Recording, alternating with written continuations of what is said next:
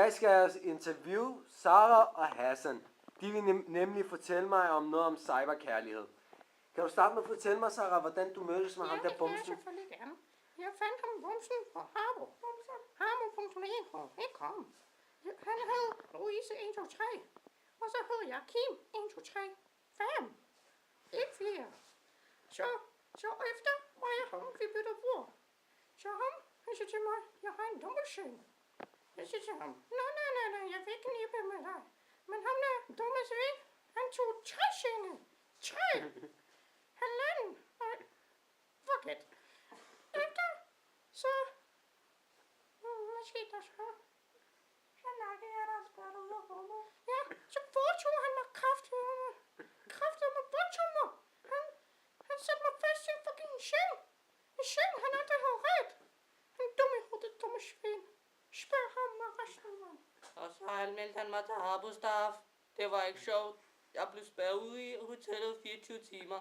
Og så næste dag, så fandt jeg den lille dumme luder. Hun var i gang med en anden dreng. Det var ikke særlig sjovt. Hun har stjålet alle mine ting. Hun har hacket mig. Og så gav hun mig hendes nummer. Og så havde vi telefonsex. Hvorfor havde I telefonsex, Sara? Jamen, han synes, det var åbenbart sjovt. Så jeg sagde, så han sagde, så var jeg syg på. Jeg sagde ikke fra min næse. Jeg vil gøre. Din dumme hest. Nu er det min mening, så du holder bare kæft. Jamen, Hassan for satan. Du skal sgu ikke slå din kone oven kameraen. Fordi jeg skal nemlig bruge den til projektopgaven. Fuck hende, min dumme luder. Jeg laver et brugs til dig, de motherfucker. Ellers sagde, du får ekstra chili op i røven, mand. Jeg laver helikopterdik til dig.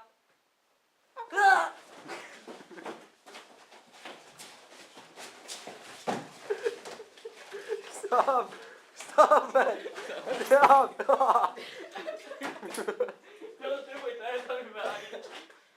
Hvad laver du? Jeg håber, det var en god oplevelse at se videoen, fordi jeg har virkelig arbejdet hårdt på det. Jeg håber, I har nyt og været glad for at se den. Det var mit arbejde i hele den her projekt. Farvel og tak.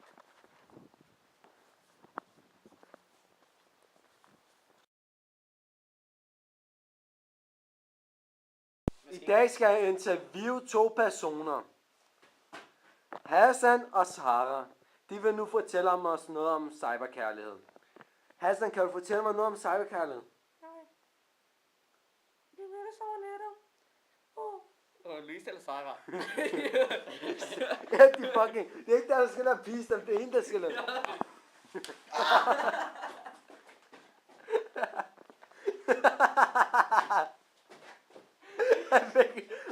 Hun fik en på øjet.